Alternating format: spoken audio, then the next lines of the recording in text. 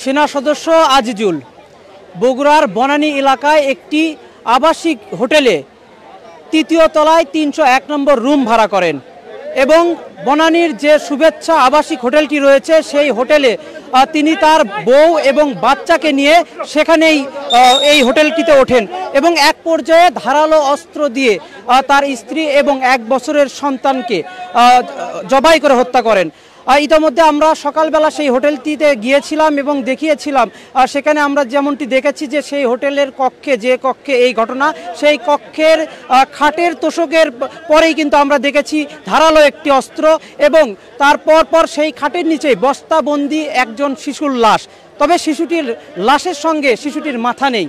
এখন আমরা দাঁড়িয়ে আছি বগুড়ার করতোয়া নদীর পাশেই এবং এখানে জেলা পুলিশের আইনশৃঙ্খলা বাহিনী তারা এই শিশুটির মাথা খোঁজার জন্য ইতিমধ্যেই অভিযান পরিচালনা করছেন। এখন আমরা দেখাচ্ছি যে এই যে করতোয়া নদীর পাশেই দুজন ব্যক্তিকে নামিয়ে দেওয়া হয়েছে, তারা আসলে এই ১ বছর বয়সী শিশুটির মাথা খুঁজছেন। আমরা যদি আপনাদের দেখাতে চাই যে হত্যাকারী যে আজিজুল তিনি একজন সেনা সদস্য ছিলেন এবং সেনা সদস্য তিনি এই হত্যাকাণ্ডের ঘটনা ঘটিয়েছেন এবং তার দেখানো পথেই এখানে যে রেল ব্রিজটি রয়েছে চালোপাড়া রেল ব্রিজ, এই রেল ব্রিজ সংলগ্ন নিচেই করতোয়া নদীর ভিতর এই শিশুটির মাথা খুঁজতে অভিযান পরিচালনা করছেন। এখানে রয়েছেন জেলা গোয়েন্দা শাখা ডিবির অফিসার ইনচার্জ তিনি রয়েছেন এবং তার নেতৃত্বে এখানে কিন্তু এই মাথাটি খুঁজতে জেলা পুলিশ কাজ করছেন। আপনাদের যদি জানিয়ে দিতে চাই যে এই ধনুট এলাকার আজিজুল তিনি বিয়ে করেন এই নারুলি এলাকার আশামণিকে এবং আশামণির ১ বছরের সন্তান।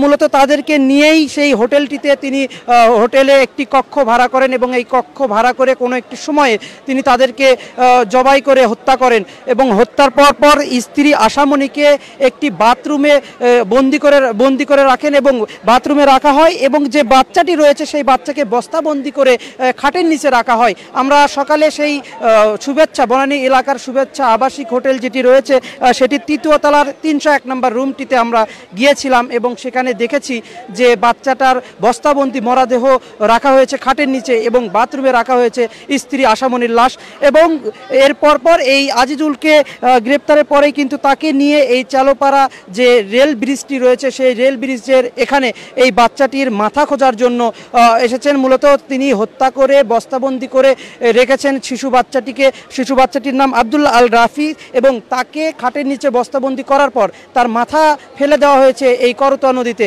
এবং তার দেখানো পথেই কিন্তু ইতিমধ্যেই জেলা পুলিশের সদস্য তারা দুজন ব্যক্তিকে নামিয়ে দিয়ে খুঁজতে দেওয়া হয়েছে এই মরদেহ। আপনারা যদি দেখাতে চাই যে এই জায়গাটিতে জেলা পুলিশের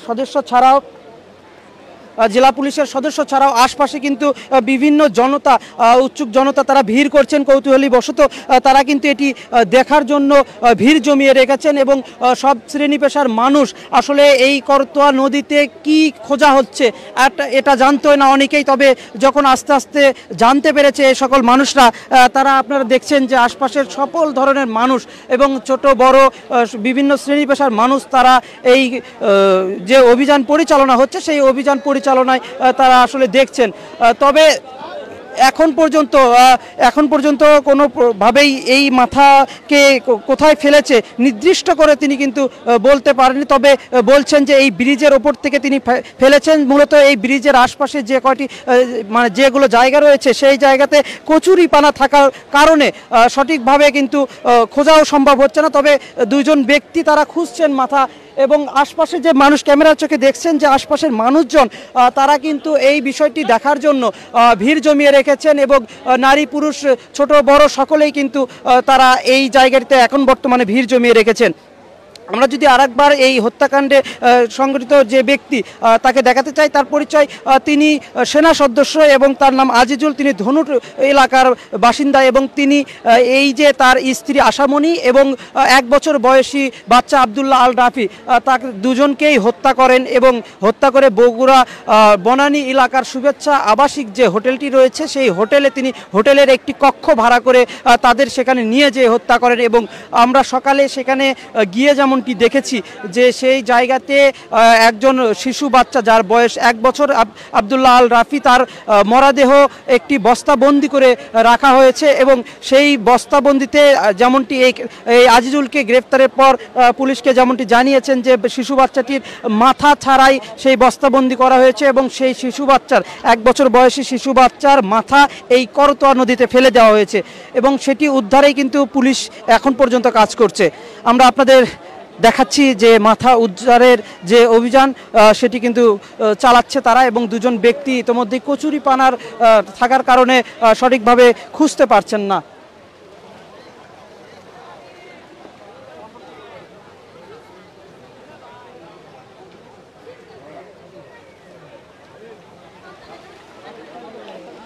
দর্শক কে কোথায় থেকে এই মুহূর্তে এনসিএন লাইভে যুক্ত রয়েছেন জানিয়ে দেবেন কমেন্ট অপশনে, সেই সঙ্গে জানাতে পারেন আপনার ব্যক্তিগত মতামত এবং ভিডিওটি অন্যকে দেখার জন্য শেয়ার করে দেবেন।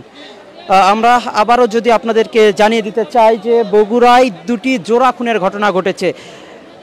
মা এবং ছেলে দুজনকেই নৃশংসভাবে হত্যা করে একটি হোটেলের আবাসিক হোটেলের কক্ষে রাখা হয়েছিল এবং এমন সংবাদের ভিত্তিতে আমরা সকাল 11টা থেকে 11:30টার দিকে আমরা সেখানে যাই এবং আমরা দেখতে পারি যে বগুড়ার বনানী এলাকায় একটি আবাসিক হোটেল রয়েছে যেটির নাম শুভেচ্ছা আবাসিক হোটেল। সেই হোটেলে 3য় তলার 301 নম্বর রুমে একটি কক্ষ, সেই কক্ষের ভিতরে ঢুকে আমরা যেমনটি দেখেছি যে সেই হোটেলের কক্ষে যে খাট রয়েছে সেই খাটের তোষকের নিচেই রয়েছে একটি ধারালো অস্ত্র এবং তার নিচেই খাটের নিচে রয়েছে একটি বস্তাবন্দি লাশ। সেই বস্তাবন্দি লাশটি হচ্ছে একটা 1 বছর বয়সী বাচ্চার এবং সেই বাচ্চার মা আশামণি, তাকেও হত্যা করা হয়েছে এবং তাকে হত্যা করে সেই কক্ষের যে বাথরুম রয়েছে সেই বাথরুমের ভিতর রাখা হয়েছে। মূলত এই 2 জন ব্যক্তিকেই খুন করেছে এই আশামণির স্বামী আজিজুল এবং তাকে গ্রেপ্তারের পর তার দেখানো পথে বা তার বলার মতো এই বগুড়ার যে করতোয়া নদী বা রেল ব্রিজের সংলগ্ন যে নদীটি, সেই নদীটির নিচে এই বাচ্চাটির লাশের থেকে তার মাথা আলাদা করে তার মাথাটি এখানে ফেলে দেওয়া হয়েছে এমনটি জানিয়েছেন এবং তাকে নিয়েই কিন্তু তার এই মরাদেহের যে মাথা সেটি উদ্ধারে কাজ করছে পুলিশ।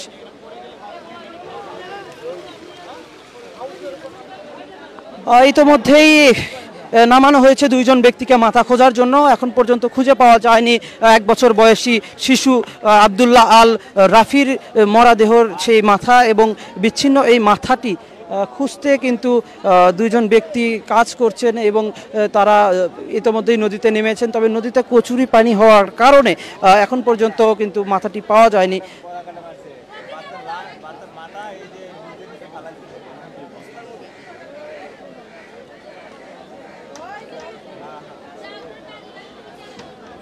বিষয়টি দেখার জন্য আশপাশ থেকে বিভিন্ন লোকজন ব্রিজের ওপর থেকে শুরু করে আশপাশের মানুষজন কিন্তু ভিড় জমিয়ে রেখেছেন।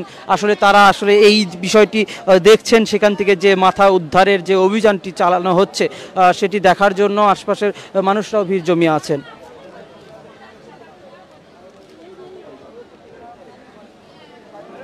ধারণা করা হচ্ছে গতকাল রাতের কোনো একটি সময়ে বগুড়ার বনানী এলাকার যে শুভেচ্ছা আবাসিক হোটেল রয়েছে সেই হোটেলের একটি কক্ষে বা মূলত হোটেলের 3য় তলার 301 নম্বর রুমে এই তার স্ত্রী, বিশেষ করে সেনা সদস্য আজিজুল, তার স্ত্রী আশামণি এবং তার 1 বছর বয়সী ছেলে সন্তান আব্দুল্লাহ আল রাফিকে নিয়ে ওঠেন বা ভাড়া নেন। ভাড়া নেওয়ার পর রাতের কোনো একটি সময়ে তিনি তাদের দুজনকেই নৃশংসভাবে হত্যা করেন। হত্যার পর এই যে আশামণিকে বাথরুমের ভিতর রাখা হয় এবং শিশুটি যে 1 বছর বয়সী শিশু, তার নিজের সন্তান, তার মাথা পুরো শরীর থেকে বিচ্ছিন্ন করে বডিটাকে তারা একটি বস্তাবন্দি করে তিনি এই যে কক্ষের আবাসিক হোটেলের যে কক্ষটি ভাড়া নিয়েছেন, যে কক্ষে আসলে মূলত এই হত্যাকাণ্ডের ঘটনাটি ঘটিয়েছেন, সেই কক্ষেরই একটি খাটের নিচে তার বস্তাবন্দি করে তার নিজের সন্তানকে বস্তাবন্দি করে রাখেন এবং স্ত্রীকে বাথরুমে, এবং সন্তানের বস্তাবন্দির আগে সেই সন্তানের শরীর থেকে তার মাথাটি আলাদা করে রাখেন এই নৃশংস এই খুনি। এবং তাকে গ্রেপ্তারের পর যখন দেখা যায় যে তার মাথা আসলে নেই বাচ্চার, তখন তাকে জিজ্ঞাসাবাদ করা হয়। তার জিজ্ঞাসা মতে জানা যায় তিনি শিশুটির মাথা এই করতোয়া নদীর ভিতর রেখেছেন বা ফেলে দিয়েছেন, এবং সেই মাথাটি খুঁজতেই কিন্তু পুলিশ তাকে নিয়েই অভিযান পরিচালনা করছেন।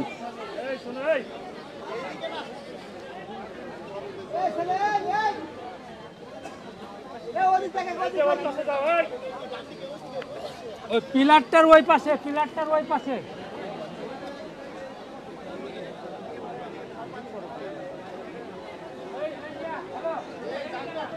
দর্শক জানিয়ে দেবেন এনসিএন লাইভে কে কোথায় থেকে যুক্ত রয়েছেন, সেই সঙ্গে জানিয়ে দেবেন আপনার ব্যক্তিগত মতামত। আমরা এই মুহূর্তে রয়েছি বগুড়ার চালোপাড়া যে রেল ব্রিজ রয়েছে, ঠিক রেল ব্রিজের নিচেই, এবং এখানে মূলত আপনাদের যারা পরে যুক্ত হয়েছেন আমাদের সঙ্গে তাদের উদ্দেশ্যে যদি আরেকবার জানিয়ে দিতে চাই যে সকাল 11টায় বগুড়ার বনানীর শুভেচ্ছা যে আবাসিক হোটেল রয়েছে, এই হোটেলের ৩য় তলার ৩০১ নম্বর কক্ষে দুটি জোড়া খুনের ঘটনা ঘটেছে। এবং গতকাল রাতের কোনো একটি সময়ে সেনা সদস্য আজিজুল, তার স্ত্রী আশামণি এবং 1 বছর বয়সী ছেলে সন্তান আবদুল্লাহ আল রাফি তাদের নিয়ে এই হোটেলে উঠে তাদেরকে নৃশংসভাবে হত্যা করে।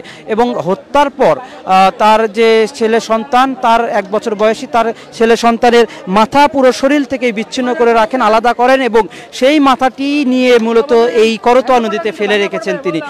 তার জিজ্ঞাসাবাদে তিনি যেমনটি জানিয়েছেন পুলিশকে, পুলিশ সেই জিজ্ঞাসাবাদের সূত্রে এখানে এসেছেন, এবং পুলিশ কিন্তু তা এই শিশু বাচ্চার মাথা যে বিচ্ছিন্ন মাথাটি, এই মাথাটি খোঁজার উদ্দেশ্যেই কিন্তু এই জায়গাতে এসেছেন। এবং প্রায় আধ ঘন্টা ব্যাপী এই অভিযান, এখন পর্যন্ত শিশুটির মাথা পাওয়া যায়নি।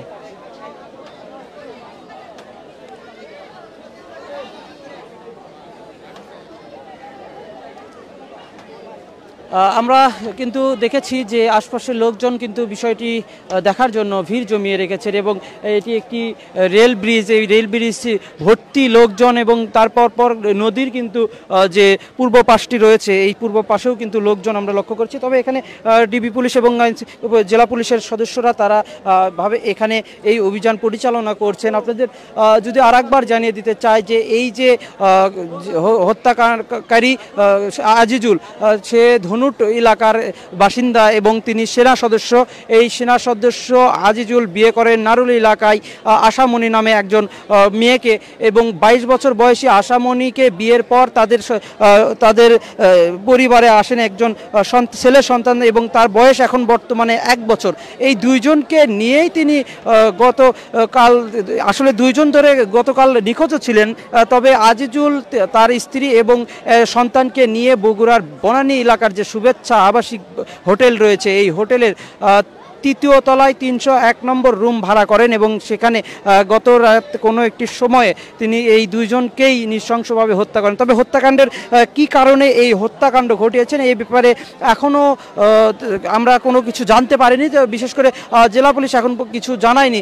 তবে এখন পর্যন্ত এই মরাদেহ কিন্তু তারা উদ্ধার করেছেন, এবং মরাদেহের সঙ্গে যে বাচ্চাটি রয়েছে সেই বাচ্চার মরাদেহের সাথে বাচ্চাটির মাথা নেই এমনটি কিন্তু আমরা জেনেছি, এবং সেই মাথা উদ্ধারের কারণেই এখানে এই আসামিকে দেখানো মতে, আসামিরকে জিজ্ঞাসাবাদের পর তার দেখানো মতেই এই করতোয়া নদীতে এই শিশু বাচ্চাটির মাথা খোঁজা হচ্ছে।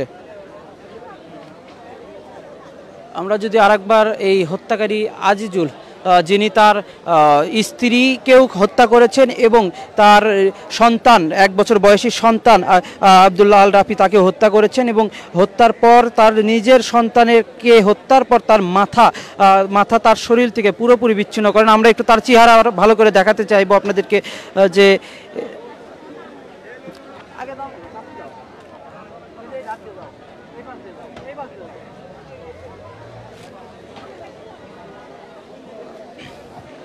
ক্যামেরার চোখে দেখতে পাচ্ছেন যে ডিবি পুলিশটার হাত ধরে রয়েছে সেই ব্যক্তি, সেই আজিজুল, যিনি সেনা সদস্য, এবং এই আজিজুল তার নিজ সন্তান, 1 বছর বয়সী নিজ সন্তান এবং নিজ স্ত্রীকে হত্যা করে এবং নিজের সন্তানকে হত্যার পর তার শরীর থেকে পুরোপুরি মাথা আলাদা করে তার বডিটি, স্ত্রী এবং সন্তানের বডিটি, মরদেহটি রাখা হয় বগুড়া বনানীর একটি আবাসিক হোটেলে, এবং এই বাচ্চার মাথা এনে ফেলে দেওয়া হয় বগুড়ার করতোয়া নদীতে। বিশেষ করে চালোপাড়া যে রেল ব্রিজটি রয়েছে, এই রেল ব্রিজের পাশেই করতোয়া নদীর ভিতর ফেলে দেওয়া হয় তার আপন এক সন্তানের মাথাকে।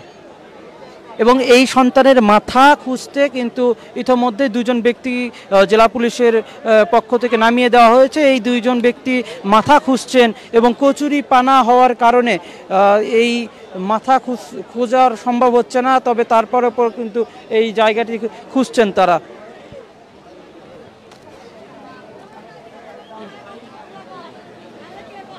ক্যামেরার চোখে দেখতে পাচ্ছেন যে হত্যাকারী আজিজুল, তাকে নিয়েই কিন্তু পুলিশ অভিযানটি চালাচ্ছেন। তার সন্তানকে হত্যা করে, সন্তান স্ত্রীকে হত্যা করে সন্তানের মাথা আলাদা করে ফেলে দেওয়া হয় এই করতোয়া নদীতে, এবং করতোয়া নদীতে ইতিমধ্যেই পুলিশ এখানে অভিযান করছেন, অভিযান পরিচালনাতে এই মাথা উদ্ধারে কাজ করছেন।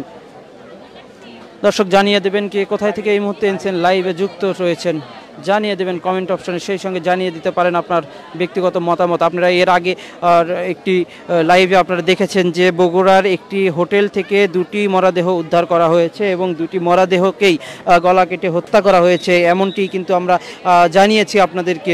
বগুড়ার বনানীর যে শুভেচ্ছা আবাসিক বোর্ডিং রয়েছে, এই জায়গাটিতেই আসলে মূলত এই হত্যাকাণ্ডের ঘটনা ঘটে, এবং হত্যাকারী আজিজুল ধনুট এলাকার বাসিন্দা এবং তিনি সেনা সদস্য।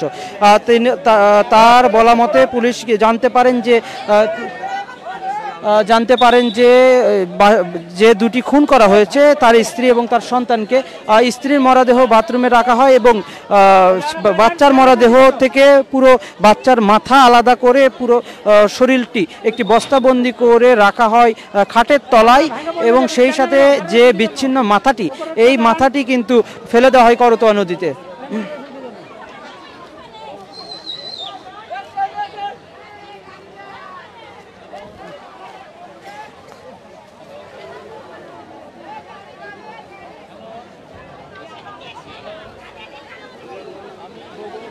দর্শক, এই ছিল বগুড়ার করতোয়া নদী থেকে এখন পর্যন্ত মাথা বা শিশু বাচ্চার মাথা খোঁজার এই অভিযান এখন পর্যন্ত চলমান। আমরা দেখছি যে পুলিশ পক্ষ থেকে 2জন ব্যক্তিকেও নামিয়ে দেওয়া হয়েছে এই মাথাটি খোঁজার জন্য, এবং যে হত্যাকারী তাকেও কিন্তু এই জায়গাতে আনা হয়েছে এবং তার দেখানো জায়গায় খোঁজা হচ্ছে, তবে এখন পর্যন্ত মাথা খুঁজে পাওয়া যায়নি। আবার আমরা এই শিশু বাচ্চার মাথা খুঁজে পাওয়ার পরে আবারও আপনাদের সঙ্গে সরাসরি যুক্ত হব। এনসিএনের সঙ্গে ছিলেন এবং এনসিএনের সঙ্গে থাকার জন্য সকলকে ধন্যবাদ জানাচ্ছি। বগুড়ার করতোয়া নদীর পার থেকে এতক্ষণ আপনাদের সঙ্গে ছিলাম আমি ববিন রহমান।